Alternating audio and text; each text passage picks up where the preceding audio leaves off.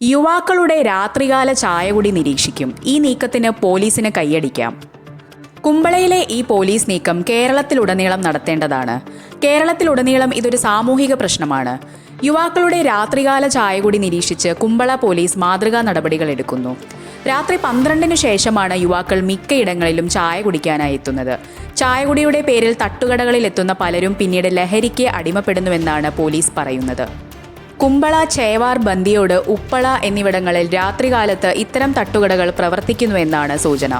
ഇതേ സാഹചര്യം കേരളത്തിലെ മിക്ക സ്ഥലങ്ങളിലുമുണ്ട്. കർണാടകയിൽ രാത്രികാലത്ത് നടത്തുന്ന തട്ടുകടകൾക്ക് സമയപരിധിയും നിയന്ത്രണവും വന്നതോടെ യുവാക്കൾ കൂട്ടത്തോടെ തലപ്പാടിയിലും പരിസര പ്രദേശങ്ങളിലെ തട്ടുകടകളിലും എത്തുന്നു.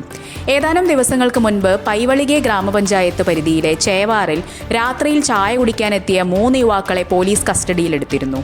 ചായ കുടിക്കാനെത്തിയ യുവാക്കളെ പോലീസ് മർദ്ദിച്ചുവെന്നാരോപിച്ച് സാമൂഹിക മാധ്യമങ്ങളിൽ പ്രചാരണം നടന്നു. പോലീസ് നിലപാടിനെ പിന്തുണച്ച് CPM പ്രവർത്തകർ അവിടെ പ്രകടനം നടത്തുകയും ചെയ്തിരുന്നു. പോലീസ് സ്വീകരിക്കുന്ന കർശന നിലപാടുകളെ പൊതുസമൂഹം സ്വാഗതം ചെയ്യുകയാണുണ്ടായത്. കുമ്പള പ്രദേശത്ത് രാത്രികാലത്ത് നിയമവിരുദ്ധമായി പ്രവർത്തിക്കുന്ന തട്ടുകടകൾക്കും യുവാക്കളുടെ രാത്രികാലത്തും പുലർച്ചെയുമുള്ള ചായ കുടിക്കും നിരീക്ഷണവും പരിശോധനയും ശക്തമാക്കണമെന്നാണ് നാട്ടുകാർ ആവശ്യപ്പെടുന്നത്. ഇതേ വിഷയം കേരളത്തിലെ പല ജില്ലകളിലുമുണ്ട്. തിരുവനന്തപുരത്തും കൊച്ചിയിലുമെല്ലാം ചായകുടി കേന്ദ്രങ്ങൾ സജീവമാണ് രാത്രിയിലും. ഇതിന്റെ മറവിലും മയക്കുമരുന്ന് കച്ചവടം നടക്കുന്നുണ്ടോ എന്ന് നിരീക്ഷിക്കുന്നത് വലിയൊരു സാമൂഹിക വിപത്തിനെതിരായ പോരാട്ടം കൂടിയായി മാറും.